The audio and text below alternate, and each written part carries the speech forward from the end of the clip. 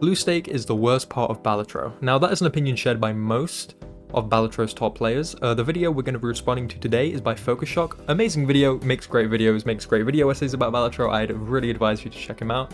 As you can probably tell, the title and thumbnail are very inspired by this video as it is a response, but please check out his original video.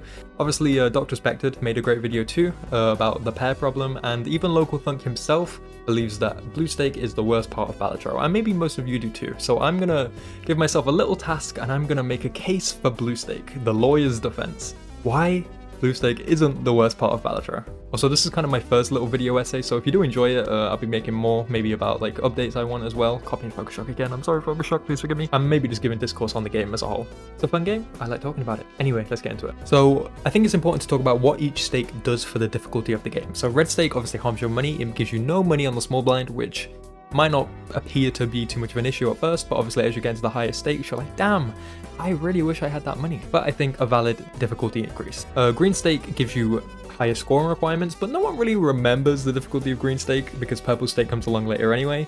I think also a valid difficulty increase. Black stake, so fun, probably one of my favorite, if not my favorite difficulty increase, because it gives you internals. This kind of gives you the less freedom of choice, and what I love about it is that it's also beneficial. Having internals means you can use Ankh twice, but it also just forces you to improvise with jokers that maybe you wouldn't normally take, and obviously the punishment of that is you can't take a joker that maybe you want later on, but I think it's such a good genius difficulty increase. Now blue stake gives you -1 discard. This seems to be the thing that everybody is afraid of because it forces the pair problem, right? It makes it so much harder to play 5-card hands, but I think that is a valid difficulty increase. We'll get onto it more later. Purple stake, obviously you need more scoring, which is kind of the big dog, the big scoring requirements. That's what makes it so difficult later on, especially on gold stake. But yeah, I think valid, very valid. Orange stake, we'll get to you later. We'll talk about you later. And gold stake, also probably my second favorite difficulty increase. I think it's also genius because what I love about it is rentals suck, but they sometimes don't. It depends. If the game gives you a reward for playing better, it gives you the ability to take a rental. It's also very tricky to take a rental. When do you take a rental? Do you sell a rental? It gives you some genius ideas of selling certain jokers. You know, it's tricky. It's tricky, but it takes a lot of practice to get used to. That's very valid. It's the reason why gold stake is so hard to beat consistently, but it takes a lot to know when to take a rental and when not to take a rental. And I think that's very fun. I think it's very fun to theorize, and even the top players of the game still struggle on, should I take this rental? I'm not sure, and that's why I think it's up there, probably second favorite for me. So before we start talking to thin air, I think it's very important that we see Focus Shock's original video. I'm going to cut it a little bit for pacing, but we'll break it down. So let's see. For players who are more experienced with the higher difficulty of the game, blue stake is definitely the biggest problem child because of one main reason: the meta that it encourages. You see, blue stake does something that none of the other stakes do in the game. It discriminates. That is, it affects certain builds far more drastically than others, which is why the pair spam meta, as it's known, is the most popular for getting gold stake wins across decks. Think about it. In white stake, if you're playing a pairs build, you can reliably hit a pair on every single one of your hands with little to sometimes no deck fixing. If you're playing something slightly more complex, like straights, given you're using your discards wisely, you can maybe expect to play 2 straights per round. In the blue stake, if you're playing pairs, you're still reliably hitting pairs every single hand, since again, even with no deck fixing, you seldom need to even touch the discard button. If you're playing straights, however, maybe without the discard, you go from averaging 2 straights per round to averaging 1.8 straights per round. To illustrate this, I played round 1 125 times on the yellow deck. 100 times looking for pairs, and 25 times looking for straights, keeping track of how many times I was able to find my hand each round. Want to take a guess at how many rounds I wasn't able to find 4 pairs? Is not a singular one. Averaged 1.56 straights per round. So a big point made in the first half of this video is about the probability of pulling pairs versus straights. Now, of course, straights are going to be much harder to find, but blue stake makes it even harder. It goes from 1.8 straights around to 1.5. And then with pairs, there's 0 increase or 0 decrease. You can find 4 pairs around whether you're on white stake or gold stake. But I think one thing that isn't really hammered down enough is those 5-card hands are harder to find for a reason. It's because they're very powerful. If you get straight scaling, they're extremely powerful. And it's why a lot of people believe that blue seals are busted. That doesn't mean people want to get rid of them. I see a lot of comments on Doc's video being like, yeah, blue seals, you have it. With Doc being someone who helped with the original game, he has the power to remove blue seals. And everyone in the comments is like, no, please don't, they help me win, please. But I think it's very fair that straights, being just as powerful as they are, should be harder to pull off with blue seals. And I think blue seals while they can be busted, you know, you can't always force pairs. Now, pairs are very friendly with scaling, so green Joker, Supernova, and that's why those Jokers are a thing. Because the game allows you to play in all sorts of different ways. But if you ever played Jokerless, you'll know that pairs aren't going to cut it. You can pull it off. And weird pairs can be extremely strong with steel, but steel also very hard to pull off because you need a lot of them and you need a lot of them consistently. Whereas I feel like 5-card hands are less punishing in terms of you can find a straight, and with a glass card, you're going to the big leagues, you know? Straights can be a little bit more tricky, and I think flushes themselves don't scale super well. And I think the reason for that is because checker deck exists. If you could get really high scaling on flushes, no one will play anything else. So I think straight scaling as well as they do is pretty fair. And the reason I put this run so you can watch it is you'll see that we don't need any baseball. So where I'm coming from on my approach is the reason why I don't think the pair meta is as strong as they say is because with pairs you need 2 extra Joker slots, you need scaling, and you need chips. But even that isn't enough to beat some boss blind. With 5-card hands, for example, re-triggers will get you points in the millions if you can pull them off. And of course, obviously I hate it on flushes, but there's some very good enablers for flushes, such as Ancient Joker and Bloodstone. If you can pull Bloodstone off, it kind of sucks, but it works when it works. But coming from the perspective of someone who didn't start playing Balatro until that long ago, we all did photo chat. Come on, we can all admit every single win, if it wasn't photo chat, we didn't win on higher stakes.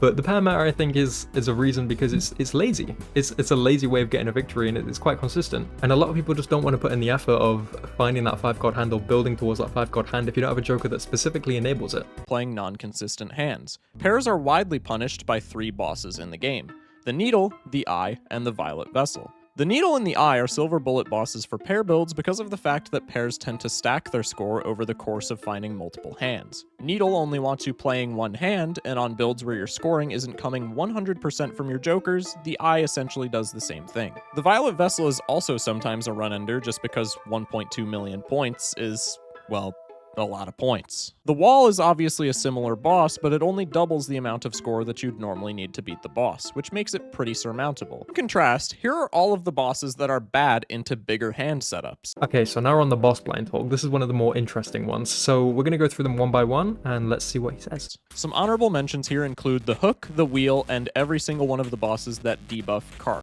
In editing, I high-key forgot he mentioned these bosses, but I think the points still stand.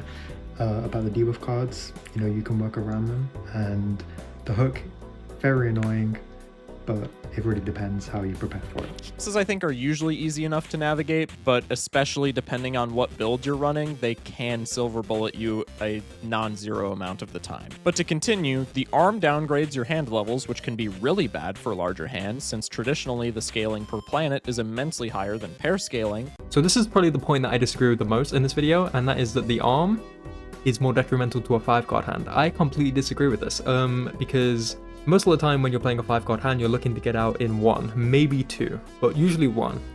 In a pair build, you're looking to get out with scaling, usually. It usually takes a few hands.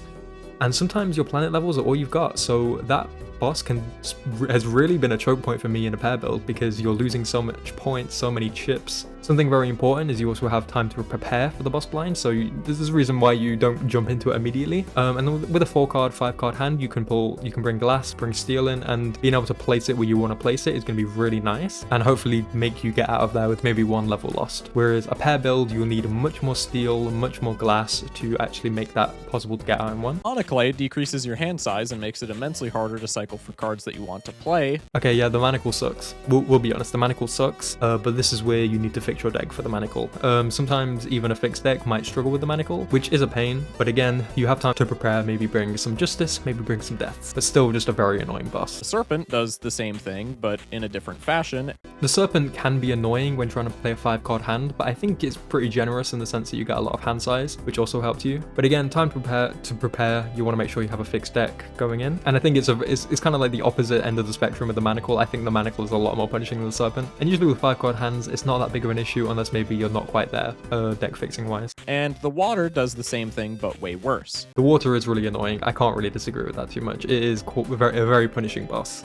when you're playing a 5-card hand. The flint, again, because of how big hands scale, can cause catastrophic losses and is probably a top 3 big hand run killer. The flint is also very annoying. Obviously, it halves your chips and malt, which is where you kind of need to pull in some glass cards and maybe some hierophants, because obviously it's all good getting a glass card with a retrigger build perhaps, but you're going to need some chips as well, and I think the chips can be the most harmful part. But the flint, I think it equally harms both pair builds and 5-card hands. Very mean boss. It can be very brutal. The mark draws your faces face down, so if you're trying to build hands with face cards, it's all RNG. The mark can be annoying, but not every 5-card hand is a face card build per se. Obviously, when you play this game a lot, you have the knowledge of boss blinds coming up, but that's why I think Blue Stake nails in the skill of looking what you have left in hand. This little menu here is probably something that nobody used before getting to Blue Stake, and I think that's a good difficulty increase in my opinion. But yeah, the mark can be annoying, but it really depends on what kind of build you're going for. But there is tech to kind of figure out what hands you're playing. Granted, pretty difficult, but still. I don't think it's one of those bosses that is like a complete run killer. Let's say you're doing a flush build, you can sort by suit, and then if the face card matches the suit, you can do some granted pretty difficult tech, but you can figure out, okay, that's a King of Hearts or a Jack of Hearts or a Queen of Hearts.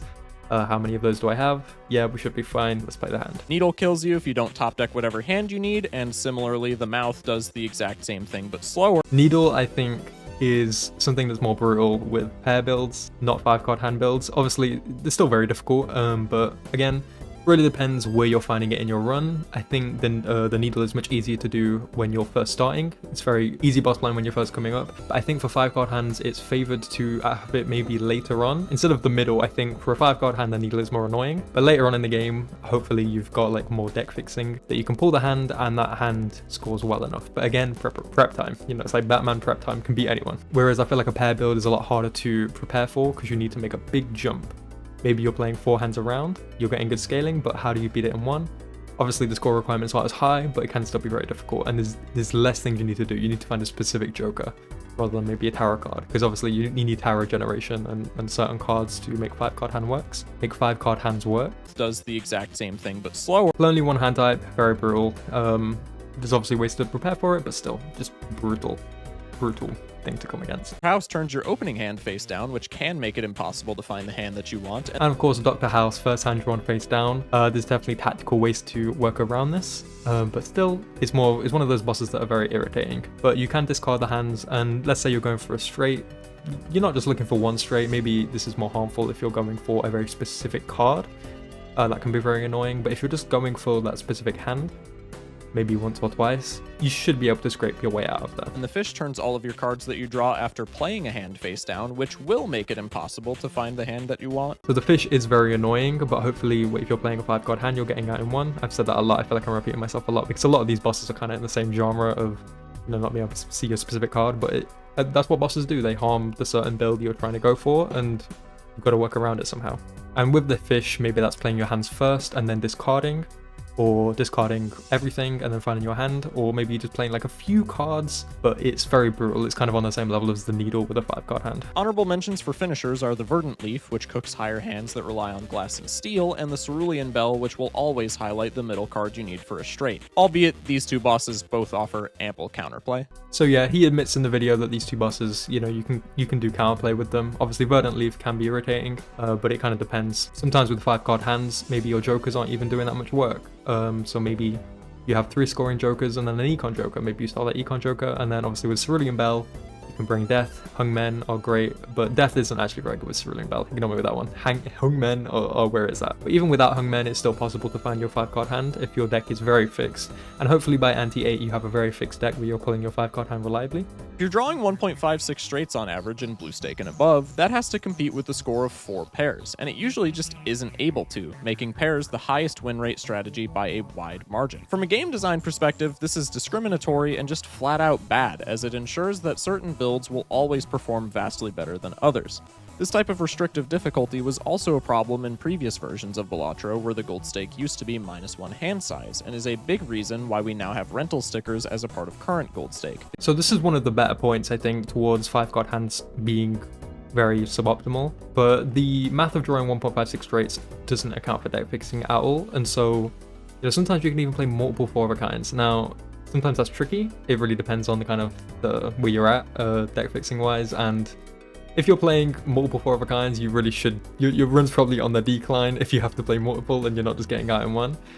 But I just think it's very good scaling wise. And I guess my main point for 5-card hands is that it removes the need for 2 jokers. It removes the need for a mult joker or a plus mult joker and a chips joker, but it's always nice to have. You also have enablers for 5-card hands like shortcut and 4 fingers. Smear joker can also help you with certain builds.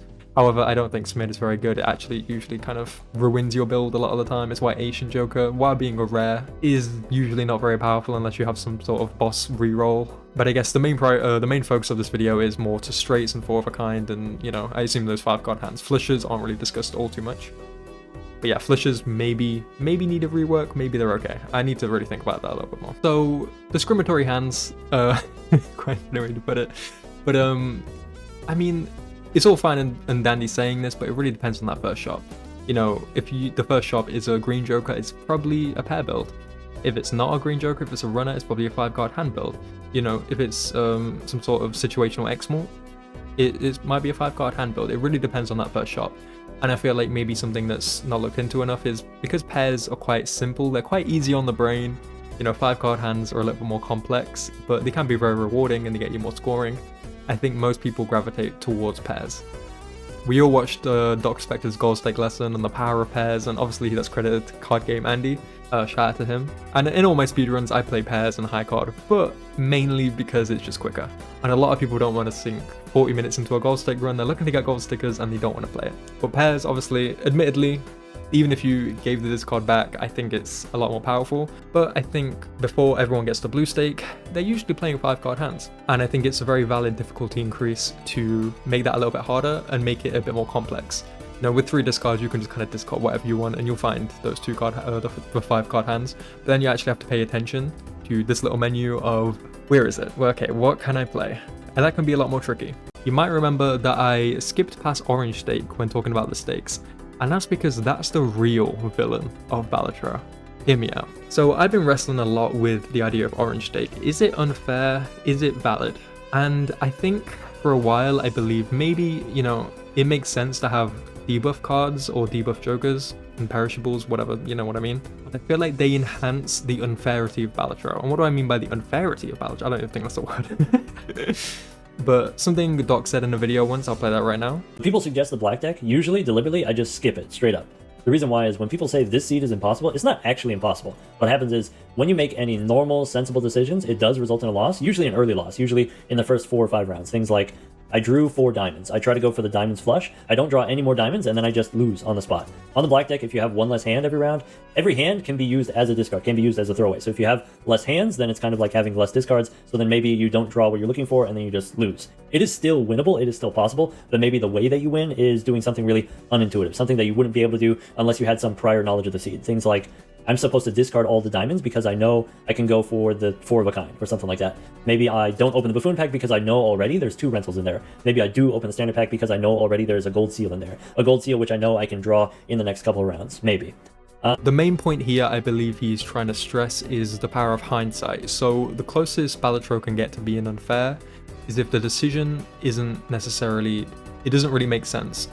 You know, maybe you go for a 5-card hand or maybe you go for a pair build and it turns out to not be that kind of seed. Maybe you don't draw your hand. You know, that kind of unfairity. Yeah, we're still using that word. I don't think it's even real, but we're still using it. But what I mean by hindsight is essentially maybe you open a pack and you get an egg, you get an eternal egg, and you get a green joker. And you think, well, you know, I don't have any scoring. I'm going to take that green joker. But the way that the seed pans out is there was a swashbuckler next reroll and you should have taken it. Or maybe next shot. You know, next reroll could be a skill issue. But that might cause you to die. And where I think orange stake fits into that category is Balatro is at its fairest when the first shop can dictate what you should do. And with debuffs, you have to take something to keep you temporarily alive, and then you have to make a giant pivot depending on what you get. And sometimes that pivot just won't do it. But if you maybe replayed the seed with hindsight, then maybe, you know, you can decide what to do and know what you should do. If Gold Stake Black Deck is beatable, jokerless, then, you know, the game isn't that unfair. But debuffs, I think, in no way are fun. I think they're annoying. And they're just punishing either way. You know, you skip tag, you do a skip tag. I don't think anyone cares if a skip tag is a rental. And I'm trying to remove my bias from speedrunning for just hating debuffs. If your skip tag is a rental, then you can probably take it, but it's tricky. And that's what makes gold stake so fun. I think orange stake is annoying.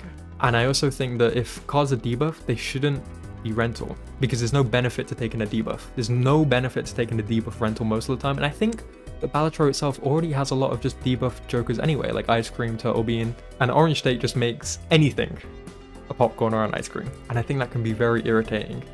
Obviously it's a skill increase, but I think maybe the way you make it a little bit better is maybe you make debuffs cheaper. Because why would I buy a $7 debuff when I can just maybe re-roll and find something else? Most of the time you just want to avoid debuffs as much as possible, or maybe it's debuff econ. Also, this is something that just happened to me. Why is debuffed Cavendish a thing?